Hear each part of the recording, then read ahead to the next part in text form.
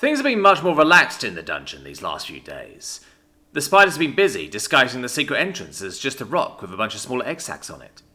I was first going to try to disguise it as the kind of egg you might expect a baby tiny to crawl out of, but then thought adventurers might actually want to smash something like that. A bunch of smaller sacs on a rock is way less interesting. In the secret base, the kobold and the ants have been hard at work digging, though the kobold basically spent the night after the move over by the spring cleaning her robe, which was fine by me. It gave me time to get the ants and spiders to make her a gift of a bed. I don't know exactly what kobolds like to sleep on, but I bet they prefer something softer than just the floor. I considered just making a little nest of webbing for her, but decided to make her almost a hammock. I say almost because it's not particularly high up, nor is it designed to swing and potentially dump the occupant out on the floor. It's more like a thick sheet of silk stretched over a divot in the floor, because that's exactly what it is. I figure it should have enough give for her to be comfortable, and her confused look upon returning with her clean robe was worth the mana spent. When she figured out it was a bed for her, she even smiled over at my core. I like having a resident. Oh, I've got my new form of invader now too. I've been spending mana on getting more mining nodes growing. I've got copper, iron, marble, and a minor green gem. It says it's peridot, but I thought that was yellow. Whatever it is, the delvers love it. And so do the gremlins. The gremlins are a little twisted bipedal things. Makes me think of a scaled lemur or something. Thankfully, the slimes seem to love the things, and the dire rats like them too. I don't know if the spiders don't like them, or if they're just having difficulty hunting them, but I've only seen a few spiders get one. They love to go after the various mining nodes, and since I don't get any mana for them sneaking off with some, I do my best to keep that from happening. I've also had a few more delvers from the deep wander in, but they've all been less interesting than the first pair. They're mostly various critters that I can quickly defeat, and most run away from encounters, and then away from my demesnes. Operation Block the Tunnels has been proceeding well, which also means Operation Bigger Secret Base has been going well. Everything that gets dug out of the base gets taken to the various tunnels to choke them down. The library is now an actual bookshelf in the wall, and I have a second book too. The lab has become a full alcove now, and the ants are constantly expanding and adjusting the alchemical stuff according to Queen's will. She's been interested in iron since I wrote down a few examples of what steel looks like for its structure. I think she wants to either make some, or wants to extract some property of it. I think steel ants would be cool, but I don't know if that's a thing. I don't hinder her efforts though. She's definitely got the alchemy knowledge, not me.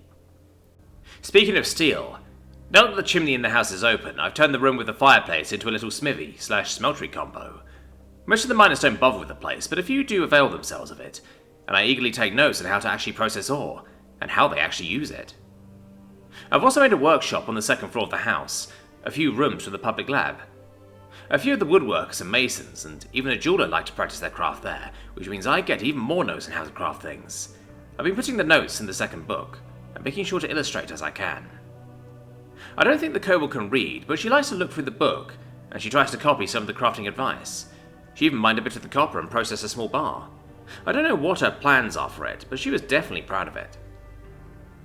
Elsewhere in the tunnels, Jello has been growing by leaps and bounds. I wonder if she could somehow hear when I thought that gelatinous cube's a call.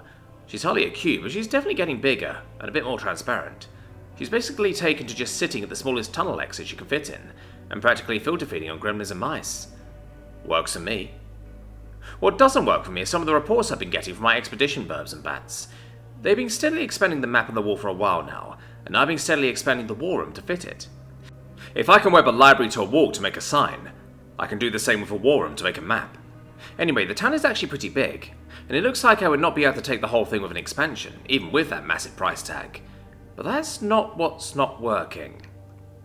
They found the wall and what looks like a bay to either a lake or ocean. They actually just sent an expedition to see if it's salty or fresh. No, seagull invaders don't mean it's an ocean. Those pestilent birds will live anywhere with food, not just on beaches. But that's also not what's not working for me. I mean, it's technically not working for me because seagulls suck. I want to know if I'm on a lake or an ocean. No. What's not working is a new label on my map. I mean, it is working, but I don't like what it's saying. See, I never really stopped to wonder why people would be jonasing so hard for herbalism stuff, or for the mining stuff I have now too. I just figured I'd want to have some healing potions if they're a thing where I lived. Probably wouldn't have helped me with a semi-truck, but still. There wouldn't be all that demand for my supply just because people want to put it on their mantle or in their medicine cabinets. and if I was the only supplier around, there wouldn't be alchemists and such handy to use what I have. I had never considered that, though people seem to make a lot of healing potions at my workshop. People don't tend to drink a lot of them on my grounds. But now I know why. The map doesn't lie. It might be vaguer sometimes, but it doesn't lie. And now it's showing another dungeon on the other side of the town. My expeditionists say people seem a lot more cautious around it than with me. I'm not sure how far I'll trust a bird's word on how people act, no matter how many have heard. Still, it makes sense. Elfgar was very cautious the first couple of times he visited, and mentioned something about me potentially being murderous.